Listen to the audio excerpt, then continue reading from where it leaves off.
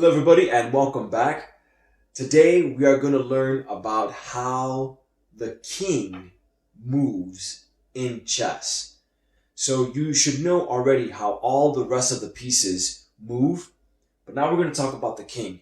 Super easy.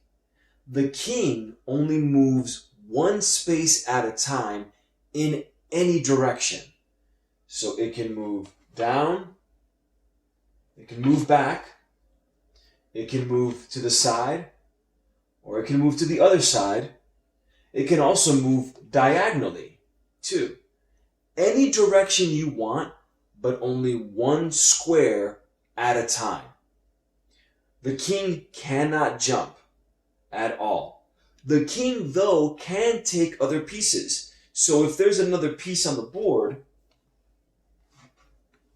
and if the king wants to take it, the king can go ahead and take that piece.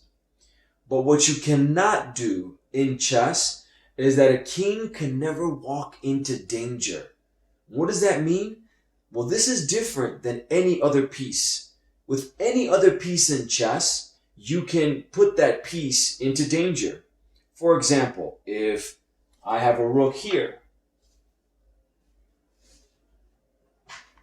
and I put my rook up here, well, I just moved my rook into danger. And if that's something I want to do, well, then I can do that. And if the king wants to, they can just capture me. But what you are not allowed to do in chess, you can never put your king into danger. What does that mean? Well, let's just say I have the rook here.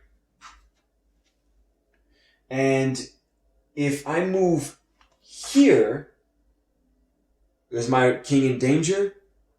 Yes.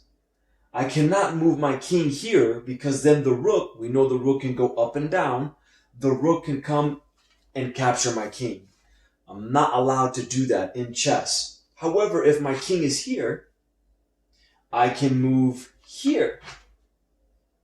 My king's not in danger because the rook does not move diagonally. The rook only goes up and down and side to side. Here's another example. My knight. My knight could be right here. Now, the king is not in danger. Even though the knight is right next to the king, we know that the knight moves in an L shape. So only if the knight were to land on the king, then the king would be in danger.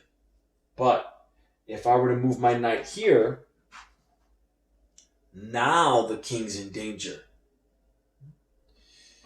If I moved here with the king, well then no, my king is not in danger. But let's just say the knight moved here, right? Now the king's in danger. And I am not allowed to walk into danger with my king. So if you take a look here, the king cannot move here because then the knight will come and get the king. Or the king cannot move here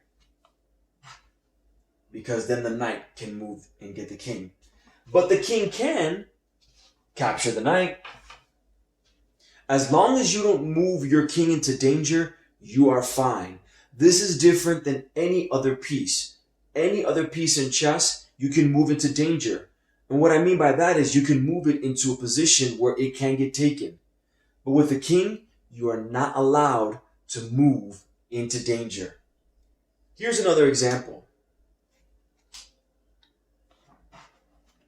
This pawn is marching in this direction. The king can move here in front of the pawn, but the king cannot move here. Well, why not? Because pawns attack diagonally, and the king is not allowed to move there into danger. As long as you move your king out of danger, then you can move the king wherever you want. But the king should be the last piece you move. In chess, we want to use all of our other pieces. Since the way to win in chess is about checkmating the king, it's about capturing the king, then we don't want to move the king. We want to move all our other pieces to try to get our opponent's king. The more you move your king, If your king's already starting off over here at the top or last rank, then if you're moving your king up and up, well, you're moving it closer to where all your opponent's pieces are. Sometimes people think in chess that you can go ahead and move the king, just like any other piece, and it'll be fine. Actually, the king is the last piece you want to move. You don't want to move your king if you don't have to. All right, y'all. I hope you enjoyed this, and I look forward to seeing you next time. Bye.